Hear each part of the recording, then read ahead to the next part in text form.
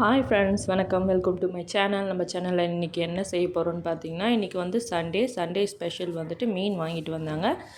இதை வந்துட்டு தலை வால் பகுதியெலாம் போட்டு குழம்பு வச்சுட்டு, அப்புறம் அதோட சென்டர் பீஸ் எல்லாம் நான் இன்றைக்கி வறுக்க போகிறேன். வாங்க அதை எப்படி செய்யுதுன்னு பார்க்கலாம். அதுக்கு வந்துட்டு ஃபஸ்ட்டு மீனை க்ளீன் பண்ணி எடுத்துக்க போகிறேன். மீன் வந்துட்டு லைட்டாக பிளட்டாக இருக்கிற மாதிரி இருக்குது. அதனால் வந்துட்டு ஃபஸ்ட்டு 2 முறை வந்துட்டு இந்த மீனை நல்லா க்ளீன் பண்ணி எடுத்துகிட்டு, அதுக்கப்புறமா உப்பும் கொஞ்சமாக மஞ்சள்தூள் சேர்த்து நல்லா மிக்ஸ் பண்ணிவிட்டு ஒரு 5 மினிட்ஸ் அப்படியே வச்சுருவேன். இது வந்துட்டு மீன் க்ளீன் பண்ணி தான் கொடுத்தாங்க. ஆனால் வந்துட்டு சைட்லலாம் அதோட செதிலெலாம் அப்படியே இருக்கும், சின்ன சின்னதாக. அதை வந்துட்டு நம்ம பார்த்து க்ளீன் பண்ணி எடுத்துக்கணும். மீன் க்ளீன் பண்ணும்போது பார்த்து க்ளீன் பண்ணணும், இல்லைனா முள் இருந்தால் கையில் குத்திடும். இப்போது கொஞ்சமாக உப்பு சேர்த்துக்கிறேன். அப்புறம் வந்துட்டு மஞ்சத்தூள் கொஞ்சமாக சேர்த்துட்டு இதை நல்லா மிக்ஸ் பண்ணிக்கலாம்.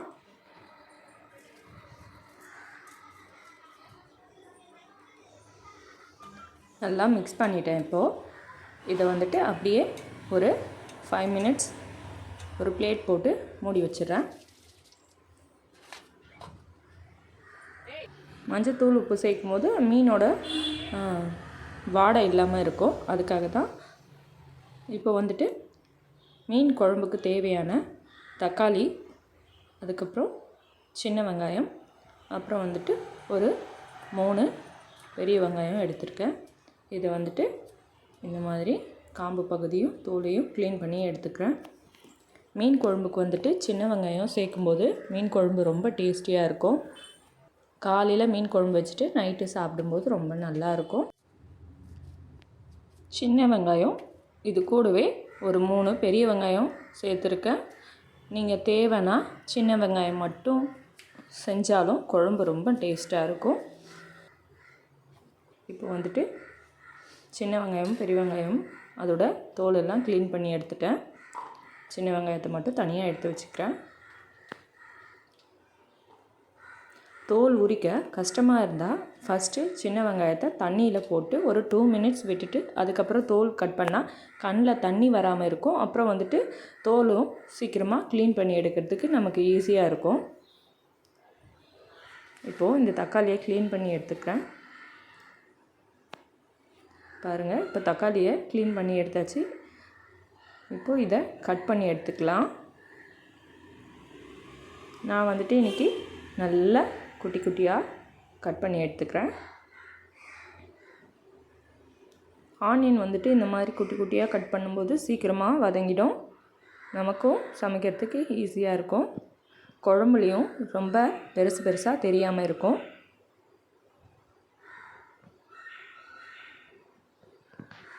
இப்போது 3 ஆனியனையும் கட் பண்ணியாச்சு.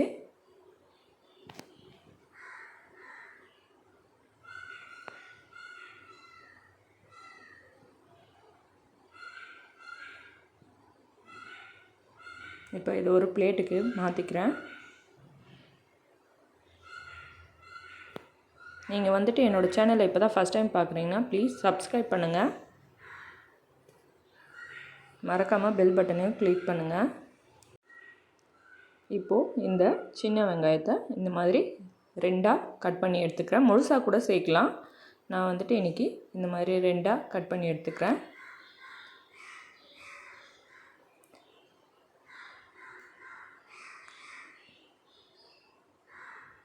பாருங்கள், இப்போது எல்லாத்தையும் கட் பண்ணியாச்சு. இப்போது தக்காளியை கட் பண்ணி எடுத்துக்கலாம். 2ஆக கட் பண்ணி இந்த மாதிரி அதோட காம்பு பகுதி மட்டும் தனியாக கட் பண்ணி எடுத்துடலாம். அப்போ தான் வந்துட்டு தக்காளி சீக்கிரம் குழையும். மீன் குழம்புக்கு வந்துட்டு நம்ம புளி சேர்க்கறதுனால தக்காளி அதிகம் சேர்க்க தேவையில்லை. நான் வந்துட்டு இன்றைக்கி 3 தக்காளி சின்ன தக்காளி எடுத்திருக்கேன். இது வந்துட்டு நாங்கள் 5 பேர் இருக்கோம். இந்த அளவு கரெக்டாக இருக்கும்.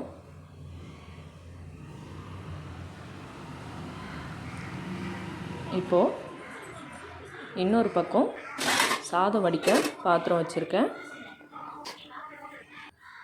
இப்போ மீன் குழம்புக்கு தேவையான பூண்டு தோலை உரித்து எடுத்துக்கிறேன். இந்த பக்கம் சாதம் தண்ணி சூடாயிடுச்சு, சாதம் வடிக்க அரிசி சேர்த்துருக்கேன். அப்புறம் வந்துட்டு மீனை மஞ்சள்தூள் உப்பு சேர்த்து வச்சுருந்தோம், அதையும் க்ளீன் பண்ணி எடுத்துக்கிறேன். க்ளீன் பண்ணிவிட்டு கொஞ்சமாக வறுக்கிறதுக்கு தனியாக எடுத்துருக்கேன். இதோட சென்டர் பீஸ் எல்லாம் அதில் கொஞ்சமாக மிளகாத்தூள், அப்புறம் கொஞ்சமாக இந்து உப்பு, ஒரு 1/4 டேபிள் ஸ்பூன் இஞ்சி பூண்டு பேஸ்ட், கொஞ்சமாக மஞ்சத்தூள், இது கூடவே கொஞ்சம் எண்ணெய் சேர்த்துருக்கேன். கொஞ்சமாக அரிசி மாவு சேர்த்துருக்கேன். அதிகமாக எண்ணெய் இழுக்காமல் இருக்கிறதுக்காக அரிசி மாவு சேர்த்துருக்கேன். கிறிஸ்பியாகவும் இருக்கும், அதுக்காக தான். லைட்டாக லெமன் ஜூஸ், அதுக்கப்புறம் இது கூட கொஞ்சமாக மிளகு கூட நல்லா க்ரஷ் பண்ணி சேர்த்துக்கலாம். இப்போது இதை வந்துட்டு டிஸ்டர்ப் பண்ணாமல் ஒரு பிளேட் போட்டு மூடி வச்சிடறோம். 1/2 அன் ஹவருக்கு அப்படியே இருக்கட்டும். இந்த பக்கம் மீன் குழம்பு செய்கிறதுக்காக ஒரு வாணலியை வச்சுருக்கேன். வாணலி சூடானதும் அதில் தேவையான அளவு எண்ணெய் சேர்த்துருக்கேன். அதுக்கப்புறம் எண்ணெய் சூடானதும் அதில் வெந்தயம் சேர்த்துருக்கேன். கூடவே கடுகு சேர்த்துருக்கேன். கொஞ்சமாக கறிவேப்பிலை, அப்புறம் வந்துட்டு கட் பண்ணி எடுத்து வச்சது வெங்காயத்தையும் உள்ளே சேர்த்துக்கிறேன். சின்ன வெங்காயம் 2ஆக வெட்டி வச்சு இருந்தீங்களா, அதையும் உள்ளே சேர்த்துக்கிறேன். சேர்த்துட்டு சின்ன வெங்காயத்தை வந்துட்டு மீடியம் ஃப்ளேமில் நல்லா வதக்கி விடணும். அப்போ தான் வந்துட்டு நல்லா குக் ஆகும். இப்போது கட் பண்ணி எடுத்து வச்சுருந்த பெரிய வெங்காயத்தையும் உள்ளே சேர்த்துக்கிறேன். சேர்த்துட்டு நல்லா மிக்ஸ் பண்ணி விட்டுக்கலாம்.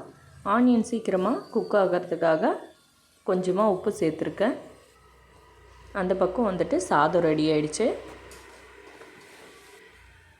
ஆனியனை வந்துட்டு நல்லா வதக்கி விட்டுட்டே இருக்கணும், அடி பிடிச்சிரும். மீன் குழம்புக்கு தேவையான புளியை இந்த மாதிரி என்னோடய கை அளவு எடுத்திருக்கேன். இந்த பக்கம் ஆனியன் நல்லா வதங்கிடுச்சு. இப்போ வந்துட்டு நம்ம கட் பண்ணி எடுத்து வச்சுருந்த தக்காளியை இந்த ஸ்டேஜில் சேர்த்துக்கலாம். சேர்த்துட்டு நல்லா மிக்ஸ் பண்ணி விட்டுக்கிறேன். தக்காளி நல்லா குழையிற வரைக்கும் இந்த மாதிரி நல்லா வதக்கி விட்டுக்கலாம். இப்போது இந்த புளி கரைக்கிறதுக்காக நான் வந்துட்டு கொஞ்சமாக சுடு தண்ணி சேர்த்துருக்கேன். சுடு தண்ணி சேர்க்கும்போது புளி நல்லா குழன்ட்டு நல்லா கரைச்சி எடுக்கிறதுக்கு ஈஸியாக இருக்கும். இந்த பக்கம் பார்த்திங்கன்னா வெங்காய தக்காளியில் நல்லா வதங்கிடுச்சு. நான் வந்துட்டு கொஞ்சமாக இஞ்சி பூண்டு பேஸ்ட்டு சேர்த்துருக்கேன். சேர்த்துட்டு நல்லா மிக்ஸ் பண்ணி விட்டுக்கிறேன். இப்போ இந்த புளியை சூடு ஆறுனதும் நான் வந்துட்டு கரைச்சி எடுத்துக்க போகிறேன். இப்போ பாருங்கள், வெங்காயம் தக்காளிலாம் நல்லா வதங்கிடுச்சு. இந்த குழம்புக்கு தேவையான அளவு 3 ஸ்பூன் குழம்பு மிளகாத்தூள், அப்புறமா கொஞ்சமாக உப்பு சேர்த்துருக்கேன். காரத்துக்கு ஏற்ற மாதிரி சேர்த்துக்கலாம். இது கூட கொஞ்சமாக தண்ணி சேர்த்துக்கிறேன். சேர்த்துட்டு நல்லா மிக்ஸ் பண்ணி விட்டுக்கிறேன். இப்போது கரைச்சி எடுத்து வச்சுருந்த புளியை இதுக்குள்ளே சேர்த்துக்கிறேன்.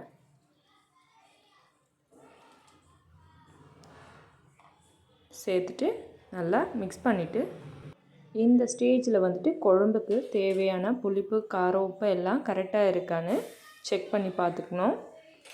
இப்போ பாருங்கள், குழம்பு கொதிக்க ஆரம்பிச்சிடுச்சு.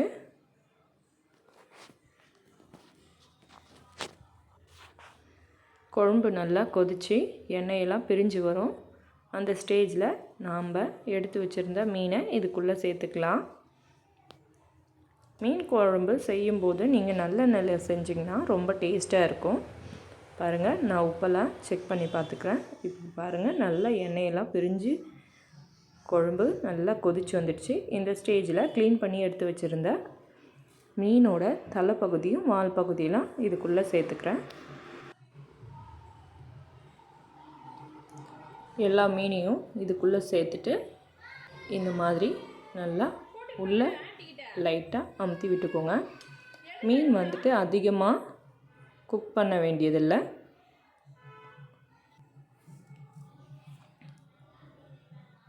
மீடியம் ஃப்ளேமில் வச்சு ஒரு 5 மினிட்ஸ் குக் பண்ணாலே போதும். இப்போ சூப்பராக டேஸ்டியான மீன் குழம்பு ரெடி ஆகிடுச்சு. மேலே கொஞ்சமாக கொத்தமல்லி சேர்த்துக்கிறேன். அப்புறம் கறிவேப்பிலையும் இந்த மாதிரி 2ஆக பிச்சு சேர்த்துக்கிறேன்.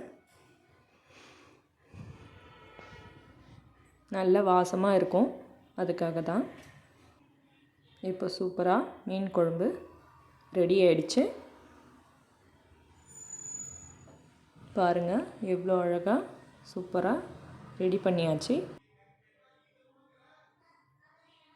இந்த பக்கம் வந்துட்டு மீன் வறுக்கிறதுக்காக ஒரு பேன் வச்சுருக்கேன். இதில் வந்துட்டு மீன் பொரிச்சு எடுக்க தேவையான அளவு எண்ணெய் சேர்த்துருக்கேன். எண்ணெய் சூடானதும் நம்ம மிக்ஸ் பண்ணி எடுத்து வச்சுருந்த மீன் துண்டை இதுக்குள்ளே சேர்த்துக்கலாம். மீன் பொரிக்கும்போது வந்துட்டு மீடியம் ஃப்ளேமில் வச்சுக்கணும். ஃப்ளேம் அதிகமாக வச்சுட்டோன்னா மீன் வெளியில் தீஞ்சிரும், உள்ளே வேகாமல் இருக்கும். இப்போ பாருங்கள், ஒரு பக்கம் நல்லா குக் ஆகிடுச்சு. அடுத்த பக்கம் திருப்பி போட்டிருக்கேன். பார்த்து உடையாமல் பொறுமையாக திருப்பி விட்டுக்கலாம்.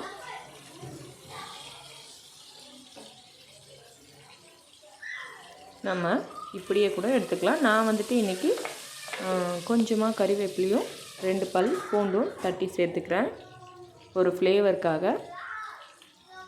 இது சேர்க்கலனாலும் ஒன்றும் பிரச்சனை இல்லை. இது சேர்க்கும்போது வந்துட்டு மீனோட கவுச்சி வாடை இல்லாமல் இருக்கும். அதுக்காக தான் நான் சேர்த்துருக்கேன். சூப்பராக மீன் பொரிச்சு எடுத்தாச்சு. இந்த சண்டே சூப்பராக மீன் குழம்பும் மீன் வறுவலும் ரெடி ஆயிடுச்சு. இன்னொரு வீடியோவில் பார்க்கலாம். பாய்.